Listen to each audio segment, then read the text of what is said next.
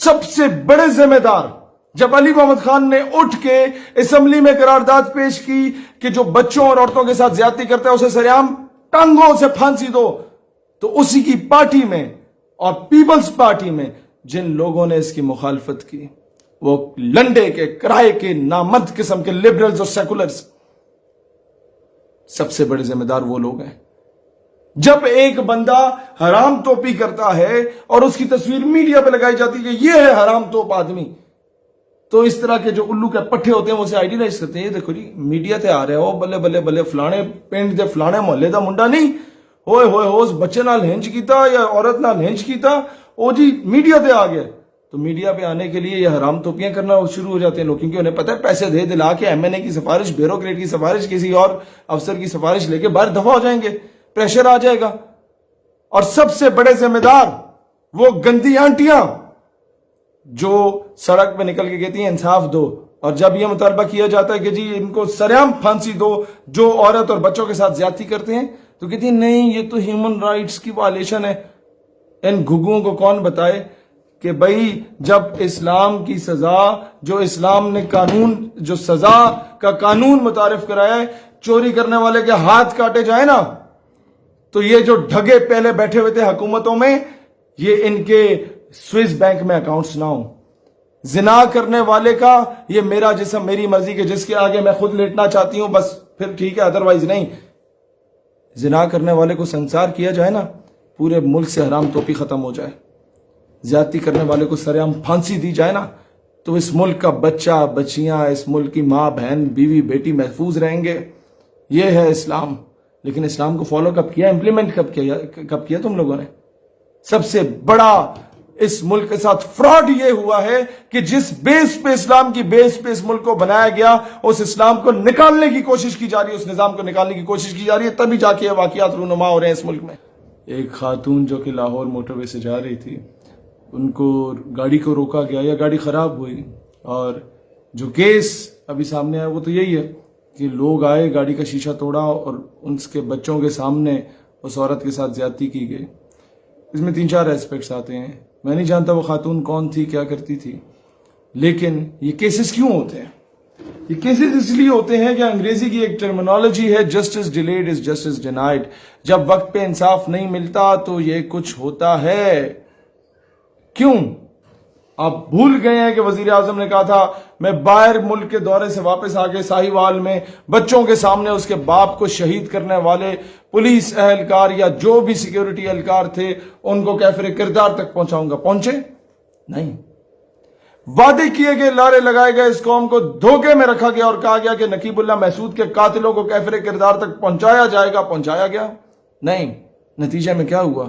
ایک پوری تحریک خیبر پختونخوا میں اٹھ گئی جس کو فورن میڈیا اور اینٹی پاکستان ایلیمنٹس نے مس یوز کرنے کی کوشش کی، ایکسپلائٹ کرنے کی کوشش کی۔ ہم جہاں کشمیر کی بات کرتے وہاں وہ اپنے ٹاؤٹس کو بلوچستان ایشو کی صورت میں یا پھر اس ایشو کی صورت میں لے کے سامنے آ جاتے، ہمارے پاس کاؤنٹر نیریٹو بھی نہ ہو، کیونکہ یہ جو ڈھگے بیٹھے ہوئے پالیسی میکرز ان کے پاس کچھ ہے ہی نہیں، انہیں کچھ نہیں پتا ہم نے خالستان میں کیا کرنا ہے، تلنگانہ میں کیا کرنا ہے، آسام میں کیا کرنا ہے۔ انصاف کیا ملا؟ انصاف ملا، ہاں، آسیہ ملونوں کو آؤٹ آف نو ویئر ملک سے باہر دفع کر دیا گیا۔ نہیں ملا انصاف تو 16 سال جس پہ سیاست کی اور صافیہ صدیقی کو آج تک انصاف نہیں ملا۔ 2 سال ہو گئے ریاست مدینہ کے امیر المومنین سے پوچھو نا اس کے ورکروں کہ قوم کی بیٹی واپس کیوں نہیں آئی، اس کے نام کو بیچا۔ تم لوگ کیا سمجھتے ہو؟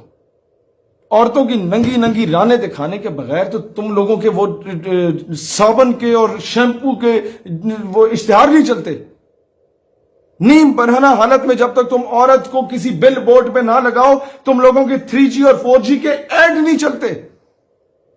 کسی نے سم بیچنی ہو تو عورت کو سامنے لا رہے ہیں، کسی نے کوئی دوسرے موبائل کا موبائل کارڈ بیچنا ہو تو اس کی ایڈورٹیزمنٹ کے لیے عورت کو الٹا لٹکا کے اس کا پورا فگر سامنے کیا ہوا ہوتا ہے۔ کسی نے پرائیویٹ سکول میں اگر اپنے بچوں کو بھیجنا ہے تو کئی اس طرح کے OA لیولز کے سکول ہیں جنہوں نے بچیوں کے وہ صرف فراک پہنی ہوتی ہے، نیچے کچھ بھی نہیں پہنا ہوا ہوتا ہے، ایک اتنی سی وہ انڈرویئر دی ہوئی ہوتی ہے کہ جو ڈرائیور بیٹمین یا جو بندہ وہاں سے گزرا انہیں لینے آئے یا لے کے جائے، اگر اس میں وہ حیا کا ایلیمنٹ نہ ہو یا ان کا انکل چاچا ماما کوئی آئے تو اس کی ذہن میں کیا خلاصت جائے؟ یہ نظام ہم پہ امپوز کیا جا رہا ہے اور پورے ملک کی ایلیٹ ان کے بچے وہاں پڑھ رہے ہیں، اور ایلیٹ سے ہی تو یہ سارا سٹیٹس بنتا ہے، کیونکہ ایلیٹ کلاس جو کرے گی وہ ننگی پھرے گی تو ہماری قوم کے جتنے بھی گئے گزرے لوگ ہیں وہ انہی کے پیچھے ننگے پھریں گے۔ وہ کپڑے پہننے کی کہیں گے نہیں کپڑے پہننے چاہیے، کیونکہ جس کی بڑی گاڑی ہے، جس کے پیچھے 2-4 گارڈز پھر رہے ہیں، اس الو کے پٹھے کوئی فالو کرنا ہے۔ کوئی بندہ بندے کا پتر بن کے تمہیں کوئی بات سمجھانا چاہے اسے تو فالو نہیں کرنا اس قوم نے۔ جہاں مداری جا کے بندر کو نچائے اس کو فالو کرو گے، کوئی بندے کا پتر آ کے تمہاری تربیت کرے تو بولو گے کہ یہ تو اپنی سیاست چمکانے آیا ہوا ہے۔ تو جب تک یہ قوانین لاگو نہیں ہوں گے، اور پھر ایسے 2 ٹکے کے اداکار آ جاتے ہیں جو کہتے ہیں کہ جی ارطغرل جو ہے یہ پتہ نہیں عجیب قسم کا آدمی ہے، یہ غلط جامے ہیں۔ تم لوگ جو جناب جن غلاظت کے قسم کے ڈرامے کہ سسر اپنی بہو کے ساتھ جو ہے اس غلط کاریوں میں پڑا ہوا ہے، یہ ڈراموں میں دکھاؤ۔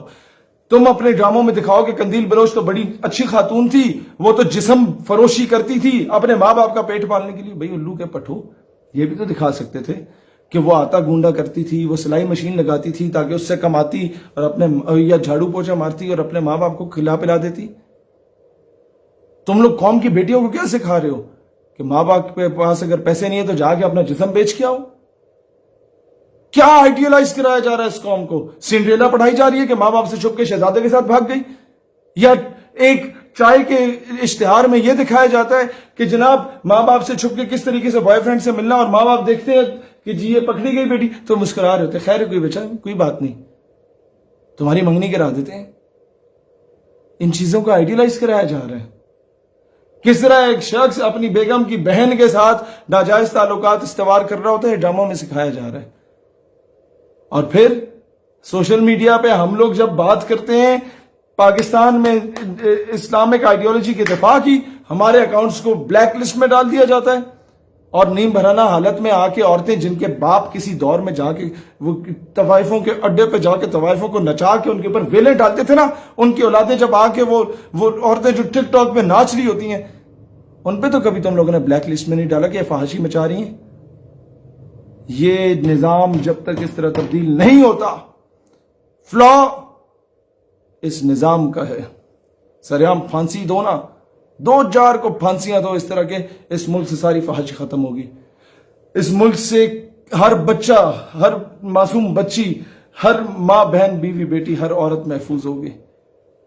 لیکن تم لوگ چاہتے نہیں ہو کہ نظام تبدیل ہو، کیونکہ تمہیں پتہ ہے تم سب لوگوں کے کالے کرتوت ہیں، تم سارے ان ایکٹیویٹیز میں ملوث رہے ہو۔